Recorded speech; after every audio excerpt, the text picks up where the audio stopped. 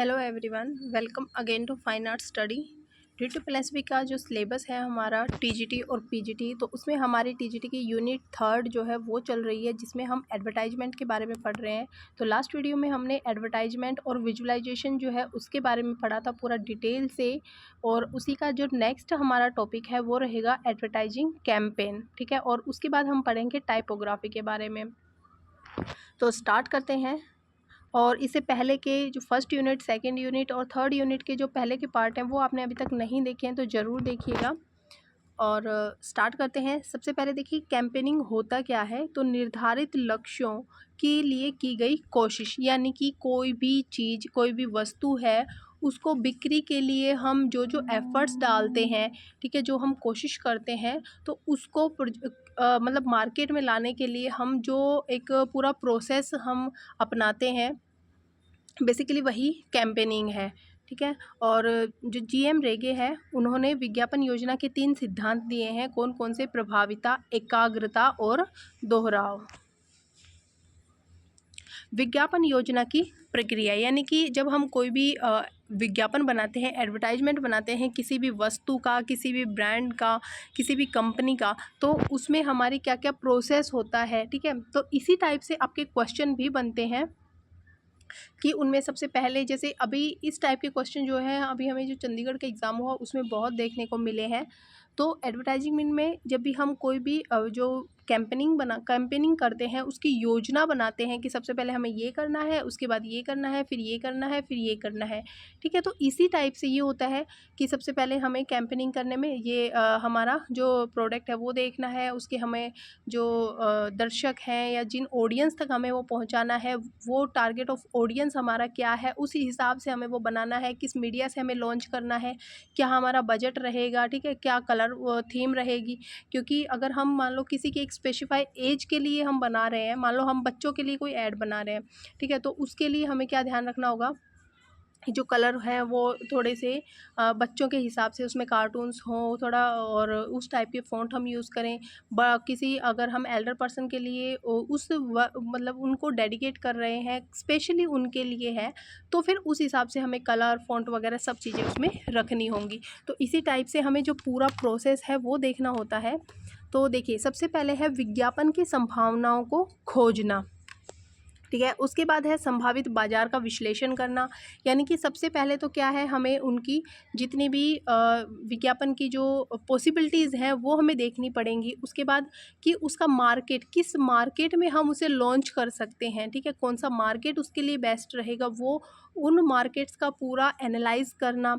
उसके बाद लक्ष्यों को निर्धारित करना कि हम अगर किसी भी प्रोडक्ट को एडवर्टाइज कर रहे हैं तो उसका हमारा एम क्या है, हम क्यों वो कर रहे हैं।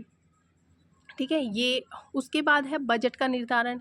एग्जैक्टली अगर हम कोई एडवर्टाइज कर रहे हैं, कुछ चीज़ हम खरीदते भी हैं, आप खुद सोचिए कि अगर आपके पास 3 ऑप्शन है, ठीक है, और आपके पास एक पर्टिकुलर बजट है, ठीक है, और तीनों ही अलग अलग बजट की ये वस्तुएं हैं, सेम मतलब प्रोडक्ट सेम है, कंपनी अलग अलग है, इनके प्राइस अलग अलग हैं, और आपके पास भी एक फ़िक्स अमाउंट है, तो आप अपने बजट के अकॉर्डिंग ही तो ब्रांड चूज़ करेंगे या प्रोडक्ट चूज़ करेंगे।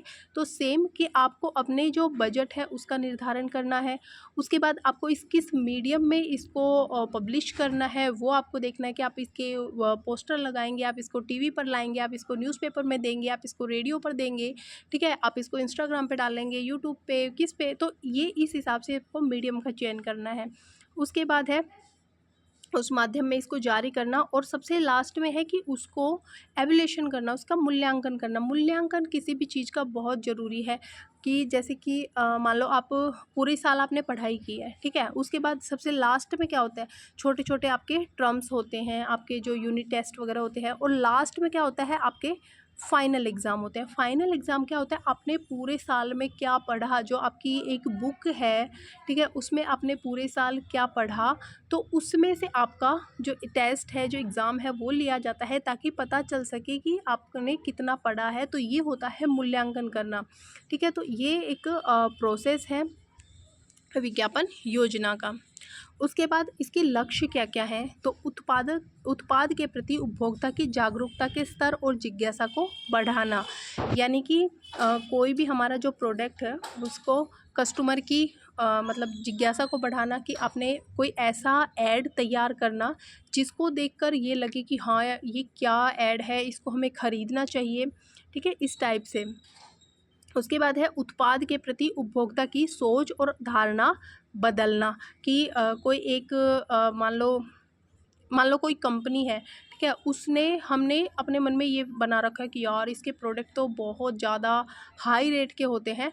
अब उन्होंने क्या किया कि उसी कंपनी के सेम प्रोडक्ट उन्होंने छोटे मतलब साइज़ में, ठीक है, और छोटे साइज़ में उन्होंने आपको मतलब सर्विस देना स्टार्ट कर दिया। तो अगर आप वो प्रोडक्ट छोटे हैं, क्वांटिटी कम है, तो क्या होगा, उनकी प्राइस भी कम होगी, सो दैट कि आप उनको यूज़ कर सकते हैं, ठीक है। तो ये आपकी जब आप अगर उनको आपको अच्छा लगेगा तो आपकी जो सोच है वो ऑटोमेटिकली चेंज होगी। ऐसे ही मान लो कि कोई प्रोडक्ट है, ठीक है, आपने ये सोच लिया कि या इसके पता नहीं कैसा होगा, पता नहीं कैसा होगा, और इस टाइप से इसके रेट अच्छे नहीं हैं, इसकी रेटिंग्स अच्छी नहीं है, तो उन्होंने कुछ ऐसा एडवर्टाइज किया या फिर आपने उसको एक बार यूज़ किया, उसकी ऐड को देखकर, तो आपकी वो जो मेंटालिटी थी वो चेंज हुई है उस ऐड को देखकर, ठीक है। तो आपका ये उनका मोटो रहता है, ये लक्ष्य रहता है कि जो कस्टमर है उसकी उस प्रोडक्ट के लिए, उस ब्रांड के लिए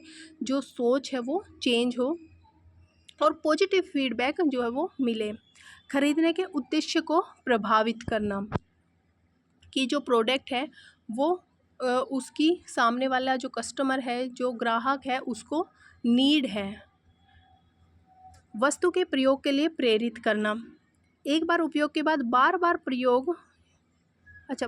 प्रयोग को प्रोत्साहित करना, ठीक है। और मतलब अगर एडवर्टाइजमेंट अच्छा है ना, बेसिकली कहने का मतलब ये है कि अगर एडवर्टाइजमेंट अच्छा है तो ऑटोमेटिकली उस चीज़ को देखकर, उस ऐड को देखकर उस प्रोडक्ट को ख़रीदने का मन करता है। अन्य वस्तुओं से अपने ब्रांड या वस्तु की तरफ बदलना, कि इसका उसका तो बिल्कुल बेसिक सा ऐड है, इसके देखिए फ़ोटो कितनी अच्छी लग रही है, इसका ऐड कितना सुंदर है, तो एक बार ये वाला ट्राई करते हैं। उसके बाद बिक्री बढ़ाना, जब अगर इन सब की तरफ वो होगा तो सबसे मेन मोटो तो वही है, बिक्री बढ़ाना, ठीक है। संभावित बाज़ार की पहचान करना, कि इसका जो सबसे बेस्ट मार्केट है वो कौन सा है, ठीक है। तो ये लक्ष्य है और ये आपको याद करने पड़ेंगे, क्योंकि ऐसे ही टॉपिक्स जो हैं वो आपको अरेंज करने के लिए मिल सकते हैं, ठीक है। अभी जैसे चंडीगढ़ में मैं आपको लास्ट में जैसे क्वेश्चन दूंगी, ठीक है, तो उसमें आप देखिएगा जिन्होंने एग्ज़ाम नहीं दिया था, तो वैसे तो आपने पेपर देख लिया होगा, लेकिन फिर भी जैसे एक बार हम फिर से रिवाइज हो जाएंगे, और भी DSSP में भी और जो क्वेश्चंस बन सकते हैं वो हम डिस्कस करेंगे। उसके बाद आ जाता है हमारा सेकंड जो टॉपिक है वो है टाइपोग्राफ। तो बेसिकली टाइपोग्राफ क्या होता है कि टाइप को प्रभावशाली ढंग से प्रस्तुत और प्रयोग करने की कला, जो डिज़ाइन में ध्यान आकर्षण और मनोभाव उत्पन्न करती है। यानी कि तो टाइपोग्राफी तो आपको सबको पता है कि जो भी हम अक्षर लिखते हैं तो उनको थोड़े से अलग अलग ढंग से लिखना, ठीक है, वही टाइपोग्राफी है। किसी भी पाठ्य सामग्री को व्यक्त करने का माध्यम टाइप होता है। इन्हीं टाइप को अलग अलग डिज़ाइन और रचनात्मक ढंग से प्रस्तुत करना टाइपोग्राफी है, ठीक है। तो जैसे कि मान लो यहाँ पर मैंने ये टाइपोग्राफी ऐसे लिख दिया, सेम यहाँ पर मैंने टाइपोग्राफी ऐसे लिख दिया, तो यही टाइपोग्राफी है, यानी कि एक जो वर्डिंग है उनको अलग अलग ढंग से लिखना।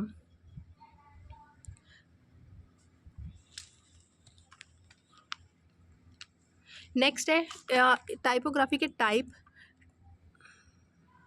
टाइपोग्राफी में जो टाइप होता है वो है कि टाइप का अर्थ होता है लकड़ी या धातु को ढालकर बनाए गए टुकड़े, फिल्म, नेगेटिव या फिर छवियों द्वारा तैयार की गई सामग्री से है, जिसके द्वारा किसी कागज या अन्य धरातल पर अक्षरों की छवियों को व्यक्त करते हैं। उसके बाद टाइप फेस क्या होता है, तो टाइप बॉडी द्वारा बनाई गई अक्षर छवि जो हमें कागज पर प्राप्त होती है उसे टाइप फेस कहते हैं। यह अक्षर की छवि होती है, जैसे कि रोमन, स्क्रिप्ट, sans serif, ठीक है। तो ये जो है ये अलग अलग टाइप फेस हैं। उसके बाद है टाइप फॉन्ट। टाइप फेस के अलग अलग रूपों के एक विशेष आकार को फ़ॉन्ट कहा जाता है। जैसे भिन्न भिन्न आकार के अक्षर, bold, italic, thin, 18 bold, roman, 8 point, मतलब आपने देखा होगा कि जैसे तिरछे हो जाते हैं, पतले हो जाते हैं। उसके बाद मान लो हम रोमन में कुछ लिख रहे हैं, ठीक है, तो और रोमन को हमने थोड़ा सा ब्रॉड करना है, उसको बड़ा करना है, तो हमने 10 पर किया तो वो 10 नंबर पे हो गया, 12 पे किया, ठीक है। तो इस टाइप से हम उसकी जो मतलब उसको जितना बड़ा चाहे वो कर सकते हैं। उसके बाद आ जाती है टाइप फैमिली। किसी भी एक टाइप फेस के सभी रूपांतरों को टाइप परिवार कहा जाता है। फ़ॉन्ट का विभाजन उसकी विशेषताओं के द्वारा होता है। मतलब एक ही टाइप के जो अलग अलग रूप होते हैं उसको क्या बोला जाता है? टाइप परिवार। एक सेकेंड,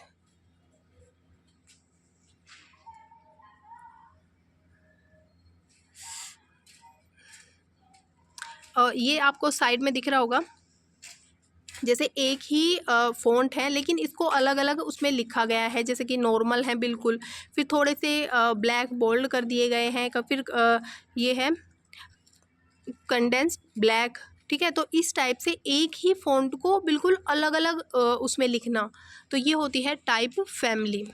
उसके बाद कुछ वर्डिंग है जो कि हम इनके लिए यूज़ करते हैं और इनसे जो है वन लाइनर क्वेश्चन बनते हैं। सबसे पहले है लीडिंग। टेक्स्ट की पंक्तियों के बीच की जो जगह होती है वो होती है लीडिंग, और ये डायरेक्ट क्वेश्चन पूछा जाता है इनसे। बहुत कम होने पर लाइनें संकुचित हो जाती हैं, यानी कि सिकुड़ जाती हैं और इन्हें पढ़ना मुश्किल हो जाता है। मतलब पंक्तियों के बीच की जो जगह होती है उसे लीडिंग बोला जाता है। और बहुत ज़्यादा स्पेस होने पर लाइनें ढीली और असंबद्ध होती हैं। उसके बाद एक वर्ड है ट्रैकिंग। शब्द में सभी अक्षरों के बीच की जगह को क्या बोला जाता है? ट्रैकिंग। देखिए, पंक्तियों के बीच की जो जगह होती है वो लीडिंग, और शब्दों के अक्षरों के बीच की जो जगह है वो है ट्रैकिंग। बहुत कम जगह होने पर टेक्स्ट पढ़ने में मुश्किल होती है और तंग हो जाते हैं, और बहुत ज़्यादा जगह होने पर शब्द जो है वो ढीले ढाले से लगते हैं। उसके बाद वजन।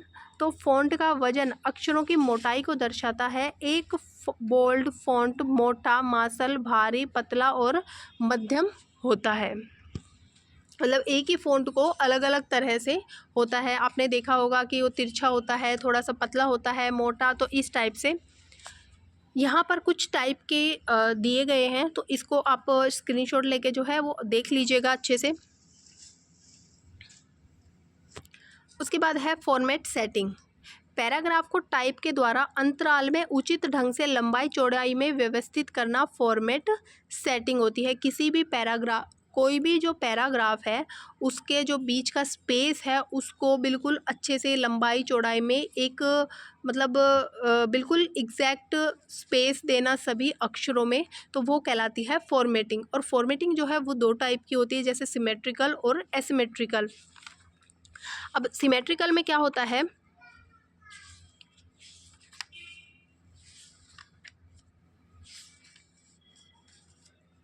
देखिए, समरूप, जैसे कि बिल्कुल इक्वल जगह छोड़ना। और एसिमेट्रिकल होता है कि कोई बिल्कुल पास में लिख दिया, कोई थोड़ा सा दूर लिख दिया, तो इस टाइप से, ठीक है। अब है पार्ट्स ऑफ टाइप फेस। तो टाइप फेस जो है वो उनके कितने टाइप हैं? तो मेनली जो है वो 6 टाइप होते हैं। ब्लैक लेटर, रोमन या फिर serif, square serif, sans serif, script या कर्सिव, और फैंसी या फिर डेकोरेटिव। तो इनके बारे में थोड़ा डिटेल से देख लेते हैं। सबसे पहले है ब्लैक लेटर।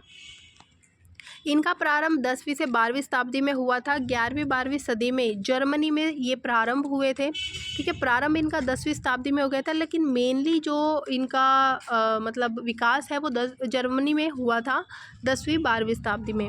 ये रीड पेन द्वारा मोटे स्ट्रोक लगाकर तैयार किए जाते थे और इन्हें शास्त्रीय गोथिक टेक्स्ट के नाम से भी जाना जाता था। कुछ इस टाइप से ये लिखे जाते हैं।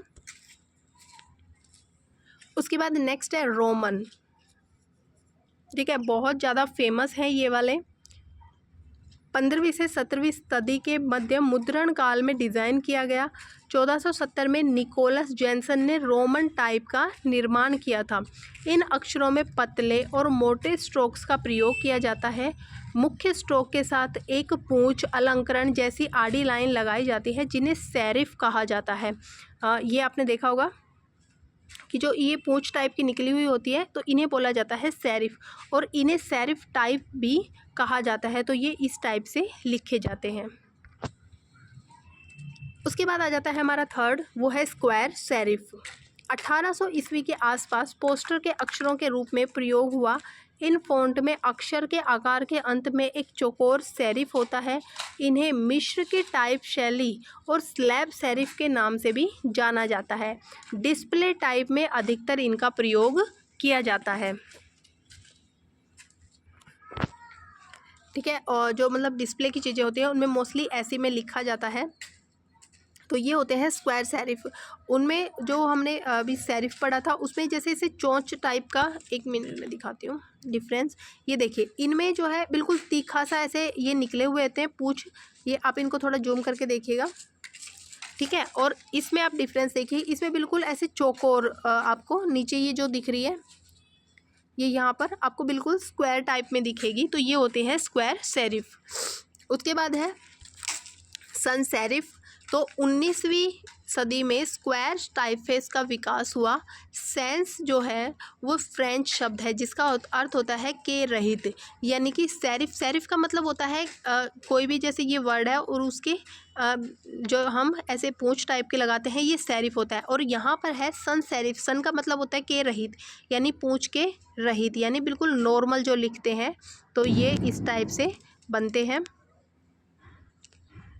यानी कि बिना सेरिफ के। Swiss type designer Adrian Frutiger ने इसे विकसित किया है। गिल्ट, सन्स, फ्यूचुरा, यूनिवर्स, हेलवेटिका इसी शैली के टाइप है। उसके बाद है स्क्रिप्ट या फिर कर्सिव भी इन्हें बोला जाता है। यह टाइप का घसीट रूप होता है जो हाथ से लिखे हुए या जुड़े हुए प्रतीत होते हैं। ये जुड़े हुए प्रतीत होते हैं लेकिन जुड़े हुए नहीं रहते हैं। मोस्टली यूज़ निमंत्रण पत्रों में इनका किया जाता है।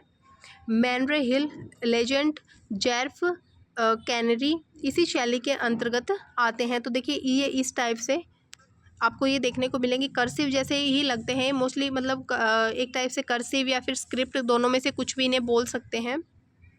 उसके बाद लास्ट हमारा आ जाता है कि मिसलेनियस में आता है, यानी कि जितने भी अब इन 5 के अलावा जितने भी टाइपफेस हमारे बचते हैं वो सब हमारे फैंसी में आ जाते हैं। इनमें सजावटीपन और विलक्षणता अधिक होती है, जैसे Novel, Display, Optima, Eras, Glaze, Arnold इसी शैली के अंतर्गत आते हैं। इनके आप एक बार नाम पढ़ लीजिएगा, ठीक है। और तो ये देखिए ये इस टाइप से लिखे जाते हैं।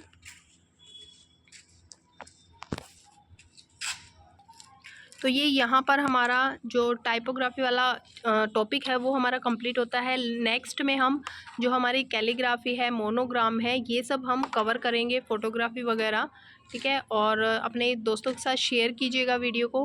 हम बहुत ज़्यादा अगर 3-4 टॉपिक एक साथ पढ़ेंगे तो आपको समझ में भी नहीं आएगा, प्लस बहुत ज़्यादा लंबा वीडियो हो जाता है, ठीक है। तो अपने दोस्तों के साथ शेयर कीजिएगा, आप अपने अकॉर्डिंग इनके नोट्स बनाइएगा, ठीक है। और अगर आपको कुछ टॉपिक है या कुछ ऐड करवाना है तो वो आप ज़रूर बताइएगा, कमेंट करके ज़रूर बताइएगा कि वीडियो आपको कैसा लगा। Thank you.